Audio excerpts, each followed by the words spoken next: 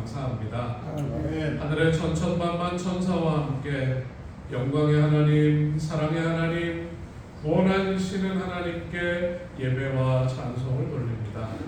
주여 우리의 자리에 임하셔서 우리에게 은혜와 복을 더하여 주시고 하나님 만나는 감격이 있게 하여 주시고 하나님과의 만남을 통하여 우리의 마음 가운데 기쁨이 충만한 예배가 되도록 인도하여 주옵소서. 우리를 사랑하시는 예수님의 이름으로 기원하옵나이다. 아멘.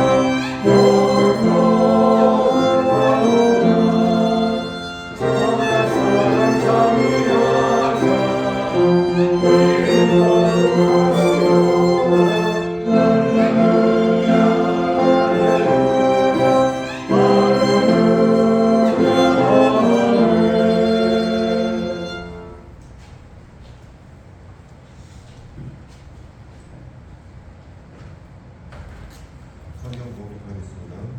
이제는 율법 외에 하나님의 의가 나타났으니 율법과 선지자들에게 증거를 받은 것이라. 곧 예수 그리스도의 믿음으로 말미암아 모든 믿는 자에게 미치는 하나님의 의인이 차별이 없으리라. 모든 사람이 죄를 범했으며 하나님의 영광을 이루지 못하더니 그리스도 예수 안에 있는 성령으로 말미암아 하나님의 은혜로 값없이 의롭다 하심을 얻은 자가 되었습니다. 하늘에서 하나님 아버지 감사합니다. 오늘 우리에게 안식을 주셔서 우리가 하나님의 교회에서 하나님의 말씀과 찬양을 할 수 있게 도와주심으로 감사합니다. 오늘 날씨가 이제 추워지고 있습니다. 이 날씨에 우리 성도님들 건강에 문제 없도록 주님께서 항상 보살펴 주시옵소서. 그리고 2023년 이제 마무리가 되고 있습니다.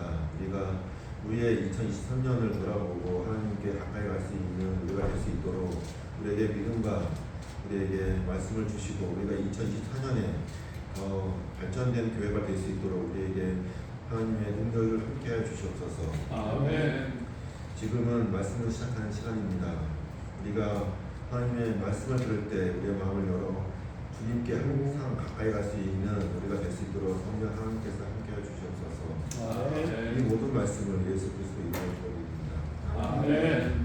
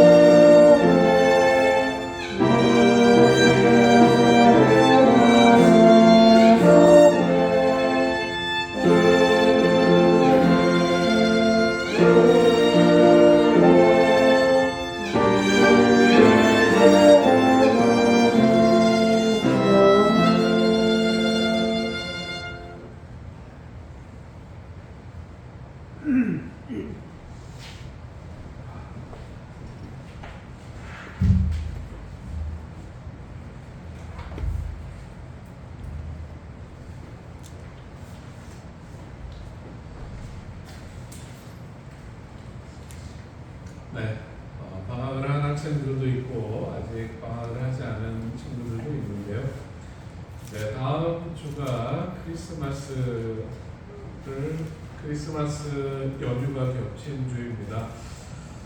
금요일 저녁에 송년 찬양의 밤을 진행합니다. 학생 청년들 또 장년들이 연합으로 찬양으로 예배를 드리게 되는데요. 감사와 감동의 순서에 여러분들을 초청하고 오늘 식사 후에 본당에서 장년들 찬양 연습을 하겠습니다. 우리 모든 성도님들 같이 참석해 주시기 바랍니다. 그리고 토요일 저녁에 송년회가 있습니다. 연말이 되면 송년회는 해야죠. 우리가 한 해 동안 서로 사랑과 우정을 나누며 왔고 한 해가 가는 것이 아쉬운데요. 학생들은 교회에서 하기로 했습니다. 교회에서 하룻밤 자겠다고 하는 것 같고요. 우리 장년들은 근사한 식당을 우리 장로님들과 남집사님들이 예약해 주셨습니다. 다음 주에 장소를 안내하겠습니다. 토요일 저녁에 함께 모여서 송년회도 하고 마음도 나누고 선물도 나누는 시간을 갖도록 하겠습니다. 여러분 모두를 이 또 행사에 초청합니다. 오늘은 로마서 3장을 보도록 하겠습니다.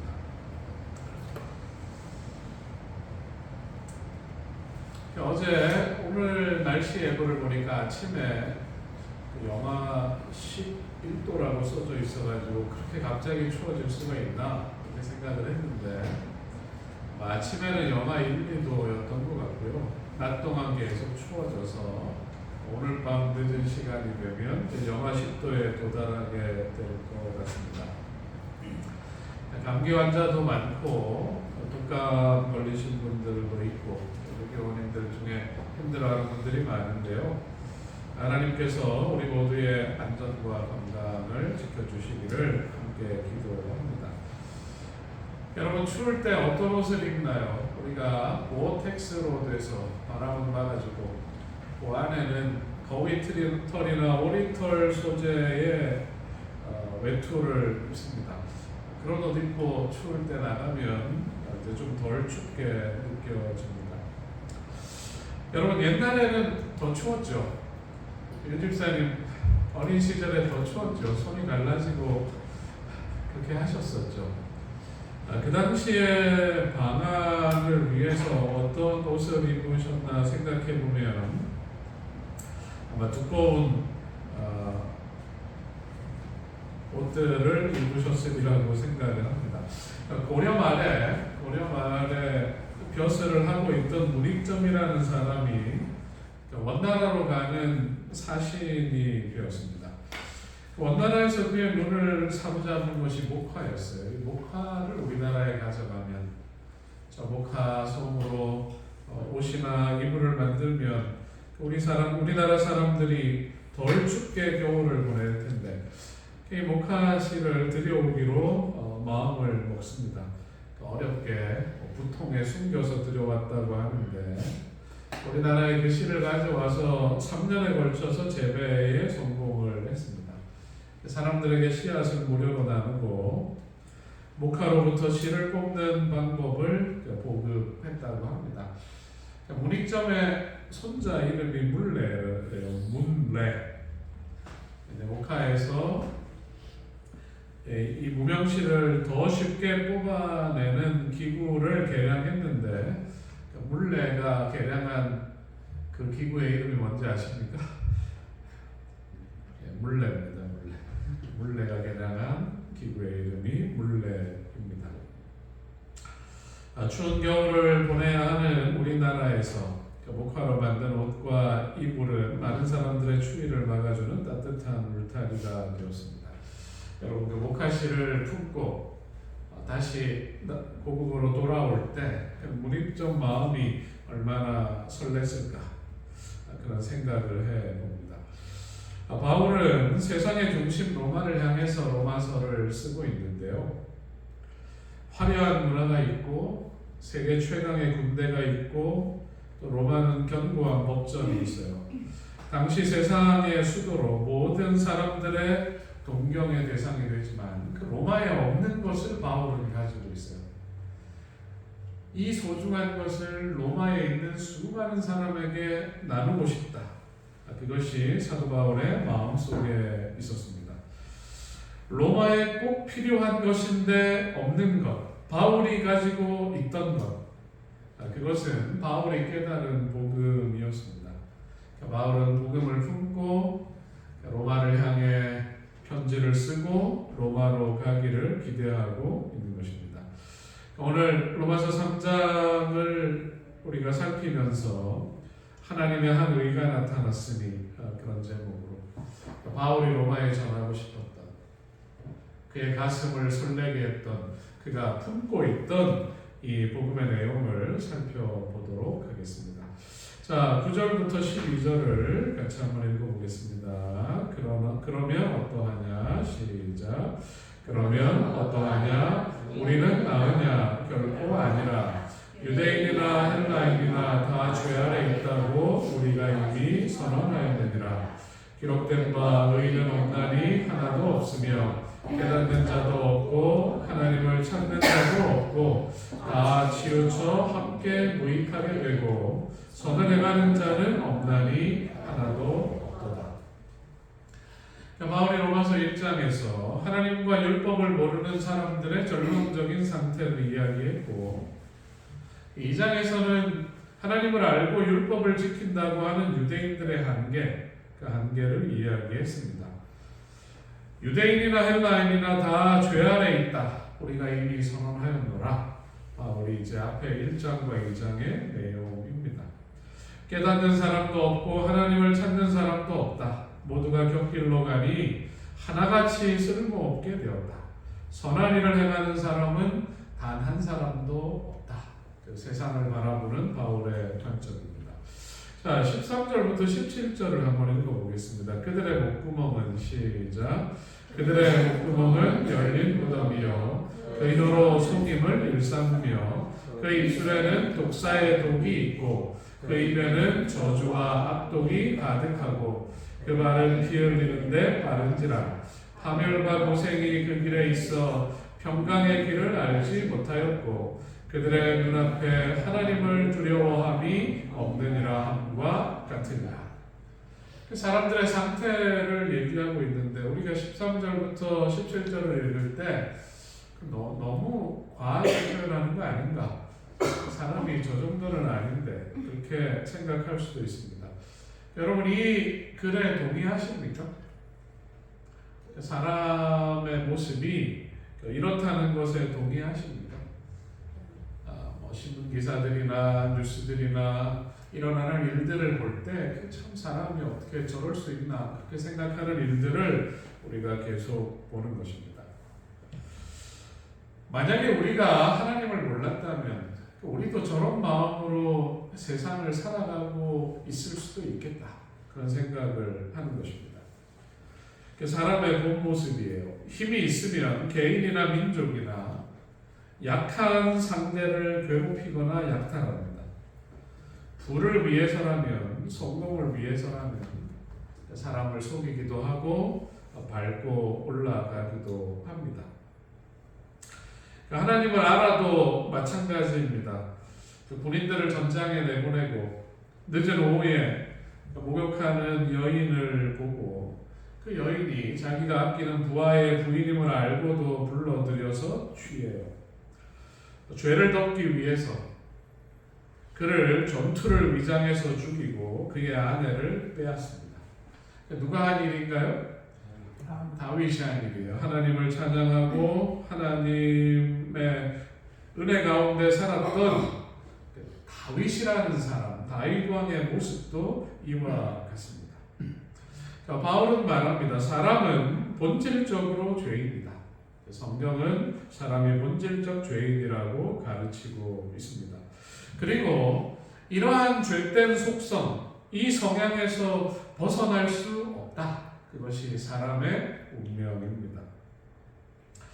자, 에베소서 2장 3절 같이 한번 읽어보겠습니다. 에베소서 2장 3절 전에는 시작. 우리 육체의 욕심을 따라 지내며 육체와 마음에 원하는 것을 하여 다른 이들과 같이 본질 본질상 진노의 자녀였더니 굿세인이 그의 피부를 표범이 그의 반점을 변하게 할 수 있느냐? 할 수 있을진데 악에 익숙한 너희도 선을 행할 수 있으리라. 여러분 이 구절을 읽어보면 우리의 모습이 이와 같다는 것을 고백할 수밖에 없습니다. 한번 생각해 봅시다. 도대체 죄가 뭐길래? 여러분 지난주 상당히 힘드셨군요.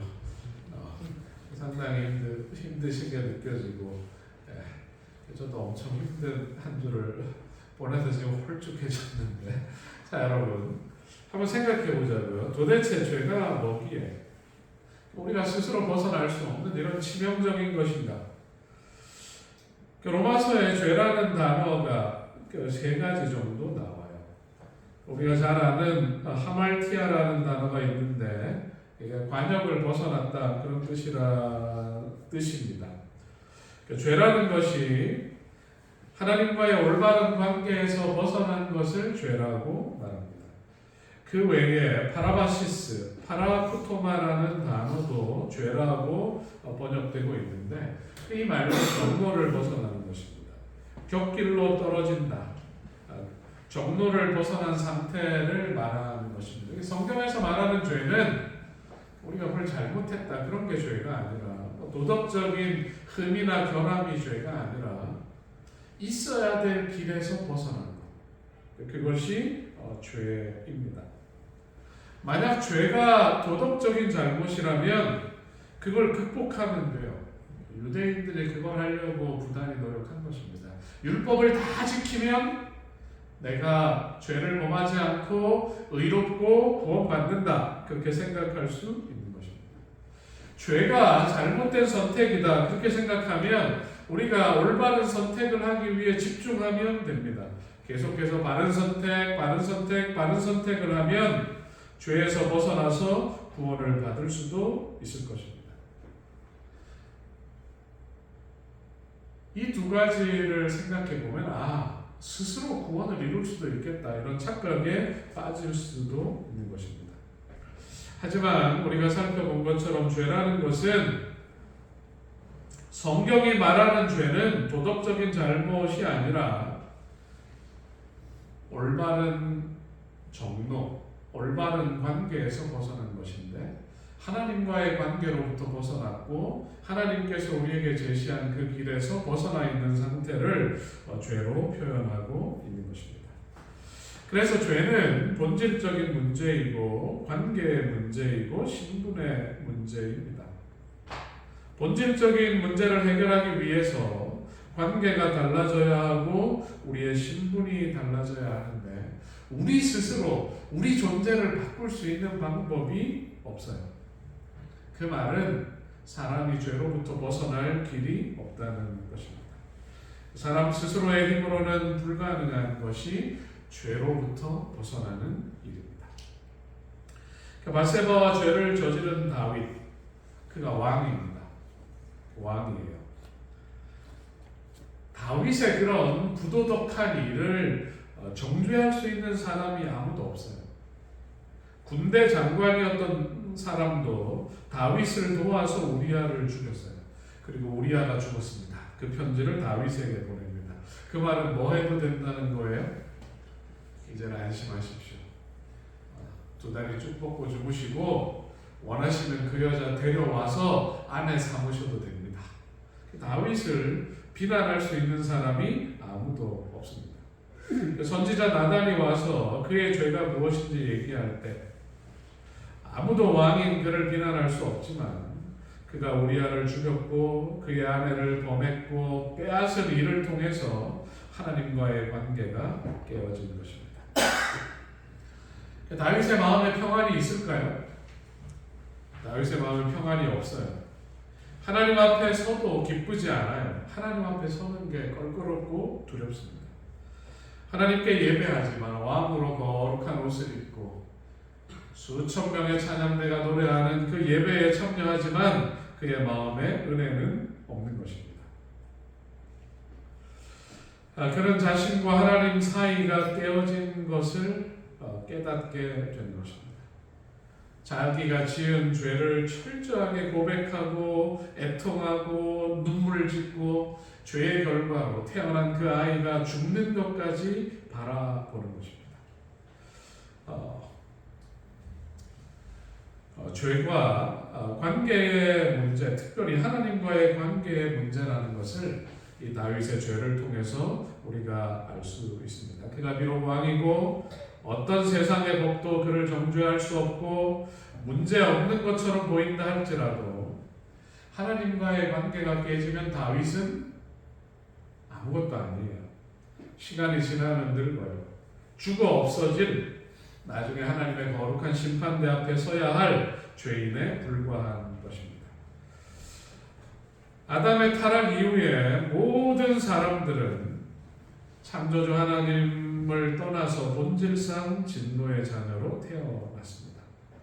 본질상 진노의 자녀는 자기 힘으로 죄의 운명에서 벗어날 수 없고 이 상태로부터 우리를 건져줄 구주가 필요한 존재입니다. 본질상 죄인에서 벗어나는 유일한 길은 우리를 건져줄 그 손길, 그 구주, 그 구원을 믿고 다시 하나님과의 관계를 회복하고 새로운 신분을 얻는 것, 그것 외에는 우리에게 구원의 방법이 없습니다. 자, 같이 한번 읽어보겠습니다. 영접하는 자, 시작.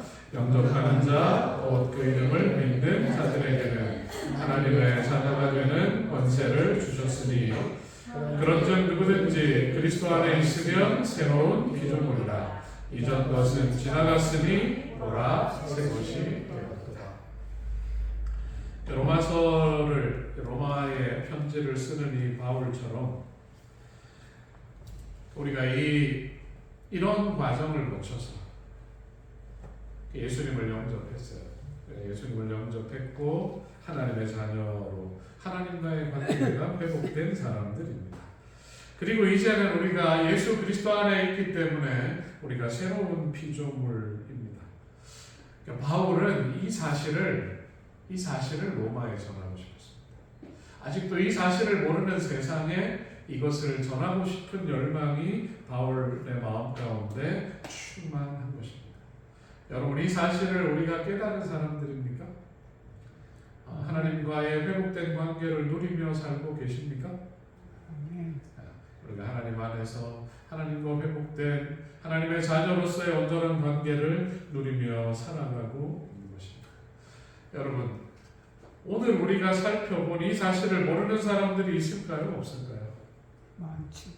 여전히 많아요. 우리의 마음에 이거 전해주면 저 사람이 사는데, 이거 전해주면 저 사람이 사는데, 그들에게 이것을 전하고자 하는 열망이 우리의 마음에도 있어야 할 것입니다. 자, 바울의 글을 좀 더 살펴보도록 하겠습니다. 로마서 설교를 하고 있는데 안식일이 지나면 아내한테 물어봐요. 오늘 좀 이해가 됐나요? 이렇게. 확실히 재미가 없어요. 이해를 합니다. 로마서는 호불호가 분명해요. 로마서를 정말 좋아하는 사람들도 있고, 로마서는 읽어도 뭔 소리인지 모르겠다, 그렇게 얘기하는 사람들도 있는데, 이번에 로마서에 대한 좀 애정을 여러분 가져보시기 바랍니다. 지루한 과목 듣는 것 같은 표정으로 여러분이 앉아 계시지만 사실은 상당히 은혜가 있고 재미있고 논리적이고 우리가 복음의 진수를 깨달을 수 있는 책이 로마서임을 기억하게 되시기를 바랍니다. 자, 20절 같이 한번 읽어보겠습니다. 그러므로 시작. 그러므로 율법의 행위로 그의 앞에 의롭다 하심을 얻을 육체가 없나니 율법으로는 죄를 깨달으리라.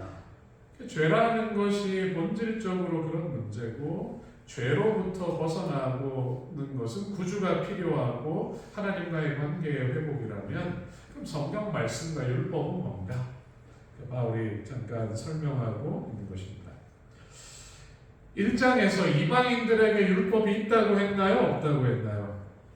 그들이 천연계와 양심이 그들의 마음의 법이 된다, 그렇게 얘기를 했어요.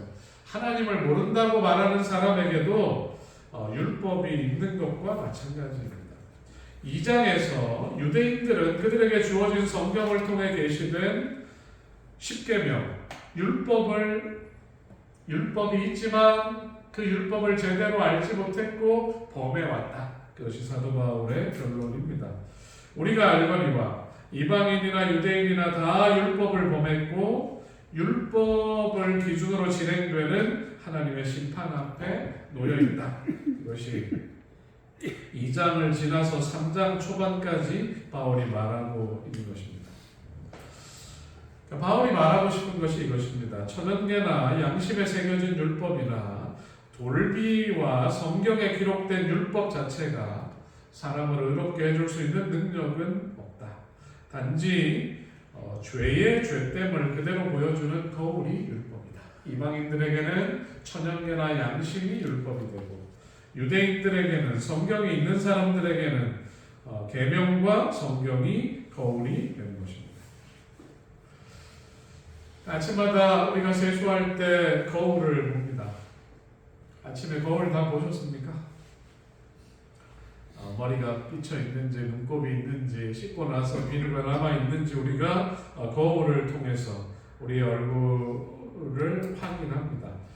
거울이 우리의 얼굴을 깨끗하게 해주는 것은 아니지만 거울이 필요하다는 것을 우리가 알아요. 자, 같이 한번 읽어보겠습니다. 율법이 시작. 율법이 우리의 죄를 드러내는 반면에 우리 더러운 얼굴을 깨끗하게 하는 수단인 것과 마찬가지로 우리가 하나님의 도덕적인 율법의 거울을 통하여 자신의 필요를 발견한 다음에는 죄와 더러움을 씻도록 열려있는 샘으로 가서 어린 양의 피로 씻음을 받아야 한다. 우리는 그리스도를 바라보아야 한다. 율법을 통해서, 거울을 통해서 나의 죄됨을 바라본 사람은 누구를 바라보아야 한다? 누구를 바라보아야 한다? 그리스도를 바라보아야 한다. 그 율법은 우리를 누구에게로? 예수님께로, 그리스도에게로 인도해 주는 것입니다.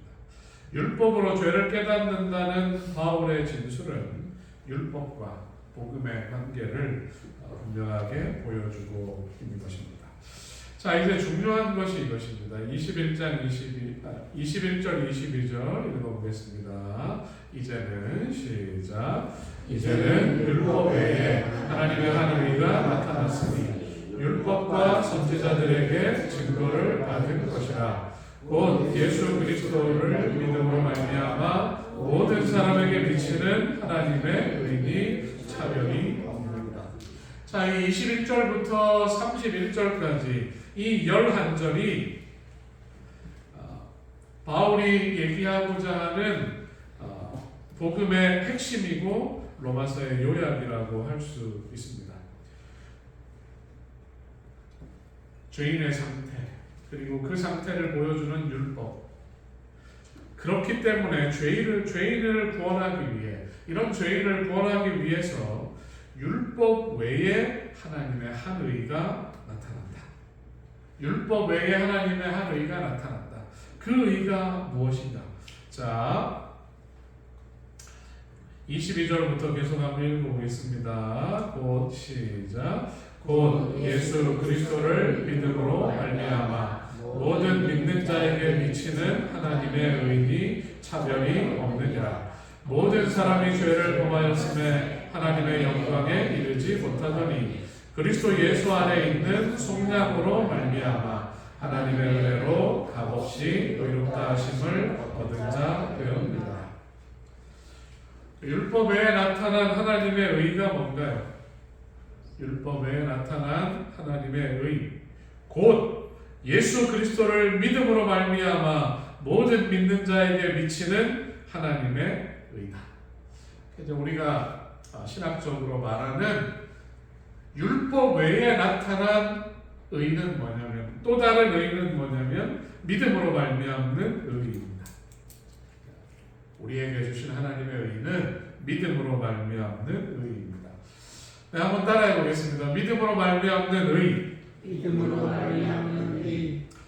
모든 사람이 죄를 범했고 하나님과의 관계가 깨졌고 하나님의 자녀로서의 권세를 잃었고 하나님의 영광에 이르지 못하게 되었어요. 그리스도 예수 안에 있는 속량으로 말미암아, 이 속량이라는 말이 중요합니다. 하나님의 은혜로 값없이 의롭다 하심을 얻은 자 되었느니라. 하나님은 우리에게 스스로 죄 문제를 해결하라고 하지 않으시고 당신의 아들의 생명으로 우리의 죄값을 치르셨어요. 우리를 속량하셨어요. 그리고 하나님의 은혜로 우리는 다시 의롭다고 인정을 받을 수 있게 된 것입니다. 율법 외에 나타나는 하나님의 의는, 율법으로 우리가 의로워질 수 없는데 율법 외에 나타난 하나님의 의는 예수 그리스도를 우리가 믿기 때문에 얻는 의, 그리스도 예수 안에 있는 속량을 받아들이는 것, 예수님이 이루신 속량을 받아들이는 것이 우리들의 의가 된다는 것입니다. 자, 우리 모두가 이 의를 소유한 사람이고 구원받은 사람이에요. 그렇죠? 우리가 다 구원받은 사람인데 이 구원에 대해서 우리는 이렇게 말할 수밖에 없는 것입니다. 자, 에베소서 2장 8절 읽어보겠습니다. 너희는 시작. 너희는 그 은혜에 의하여 믿음으로 말미암아 구원을 받았으니 이것은 너희에게서 난 것이 아니요 하나님의 선물이라. 이 구원은 우리가 이룬 것이 아닙니다. 우리에게 의가 있는 것이 아니고 하나님의 은혜로 하나님이 베푸신 속량을 믿음으로 의롭다 여김을 받아서 구원받은 것이다. 구원은 하나님의 선물이다. 우리에게 은혜로 값없이 주어진 바 된 것이다. 이 좋은 것이 있다는 것을 우리는 알았고 누리며 살고 있는 사람들입니다. 자, 여기에 그리스도 예수 안에 있는 속량이라는 말이 사용되는 속량이라고 번역된 이 말은 영어로는 redemption입니다. redemption. 그리고 이제 redemption은 헬라어의 원래 말을 번역한 단어예요. 이 단어는 몸값을 치르고 받은 자유, 그런 말입니다. 몸값을 치르고 받은 자유. 병자호란 때 수많은 포로들이 청으로 갔는데 가족들이 그들을 구하기 위해서 속환을 내야 했던 것처럼 하나님이 본질상 진노가 된 우리를 구원하기 위해서 우리의 값을 치르셨어요. 하나님께서 우리를 위해서 치르신 그 값이 무엇입니까? 당신의 아들의 생명이에요. 하나님이 우리의 몸값을 치르시고 우리를 죄로부터 석방, 죄로부터 해방시켜 주셨고 다시 당신의 것으로 우리 존재 자체를 바꿔 주신 것입니다. 그래서 바울은 이렇게 고백합니다. 우리는 그리스도 안에서 그의 은혜의 풍성함을 따라 그의 피로 말미암아 속량, 곧 죄사함을 받았느니라. 자, 골로새서 1장 14절 읽어보겠습니다. 그 아들 안에서 시작. 그 아들 안에서 우리가 속량, 곧 죄사함을 받았다. 여러분, 이제 내년도에 다시 성경을 읽을 때 속량이라는 단어가 얼마나 많이 나오는지 한번 체크해 보세요. 하나님이 우리를 값을 치르고 우리에게 다시 자유를 주셨어요. 하나님이 다시 당신의 아들의 피를 통하여 값을 치르고 우리를 당신의 자녀로 회복시키셨고 우리에게 다시 영원한 생명을 회복시키신 것입니다. 자, 여러분, 바울의 결론입니다. 사람이 의로워지는 것, 구원받을 수 있는 유일한 길은 이것입니다. 자, 지금까지 안 읽었다 해도 이건 읽으면 이제 오늘 설교는 다 들으신 것입니다. 자, 28절, 30절. 자, 사모라 읽어보도록 하겠습니다. 자, 같이 읽겠습니다. 그러므로 시작. 그러므로 사람이 의롭다 하심을 얻은 것은 율법의 행위에 있지 않고 믿음으로 되는 줄 우리가 인정하노라. 할례자도 믿음으로 말미암아 또한 무할례자도 믿음으로 말미암아 의롭다 하실 하나님은 한 분이시니라. 사람이 의롭다 하심을 얻는 것은 믿음으로 되는 것을 우리가 인정한다. 성경을 아는 사람도 믿음으로 의롭게 되고 성경을 모르는 무할례자도 믿음으로 의롭게 되고 그들을 의롭다고 인정해 주시는 분은 하나님 한 분밖에 없다. 이게 이제 사도 바울이 로마서 1장부터 3장까지 얘기한 것의 결론이고 요약이 되는 것입니다. 여러분, 우리가 의롭게 되는 것, 우리가 다시 하나님의 자녀가 되는 것, 우리가 다시 하늘을 상속할 수 있는 권세, 상속자가 된 것은 우리의 어떤 공로가 아니라 하나님의 은혜입니다. 네. 여러분, 아멘이 좀 더 커야 돼요. 하나님의 은혜입니다. 우리가 그렇게 된 것이 하나님의 은혜입니다. 우리가 자랑할 것이 있다고요? 자랑할 것이 없습니다. 오히려 우리는 우리에게 보여주시는 사랑과 은혜에 감사하고 찬송하는 것입니다. 이 복된 안식일 우리가 이 일에 대하여 예배하는 것입니다. 오늘 우리가 찬송하는 이유는 우리를 향한 하나님의 놀라운 사랑, 우리의 구원을 위해 베푸신, 우리의 구원을 위해 내어주신 당신의 아들, 그 큰 사랑을 우리가 노래하고 예배하는 것입니다. 마치면서 우리가 그 크신 하나님의 사랑 말로 다 형용 못하네. 저 높고 높은 별을 넘어 이 낮고 낮은 땅 위에 죄 지은 영혼 구하러 그 아들 보내사 화목제 삼아 주셔서 죄 용서하시네.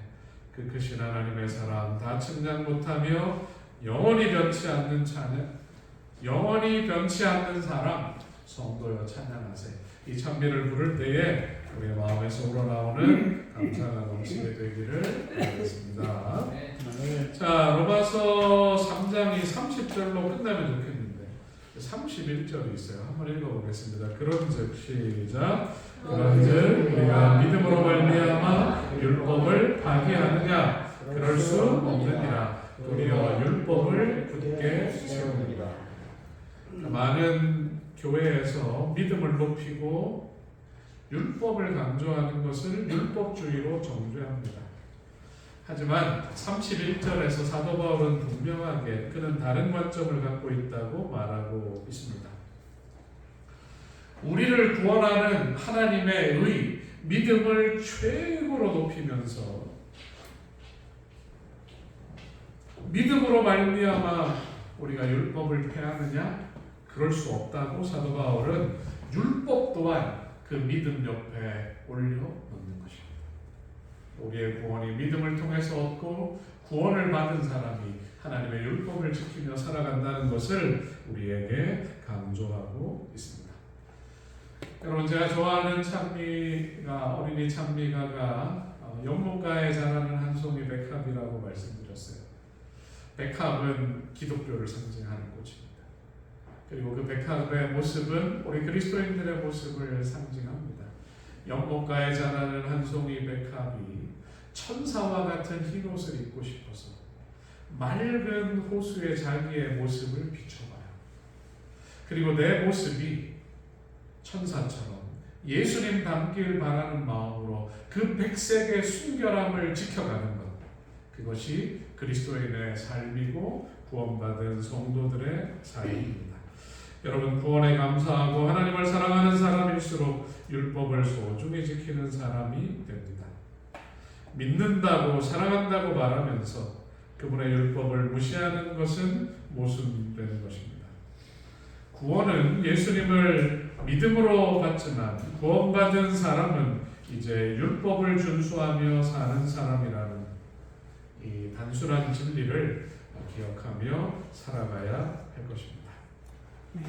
로마의 편지를 쓰면서 로마에 가기를 갈망하면서 바울이 그의 마음에 품고 있었던 이 복음의 내용입니다.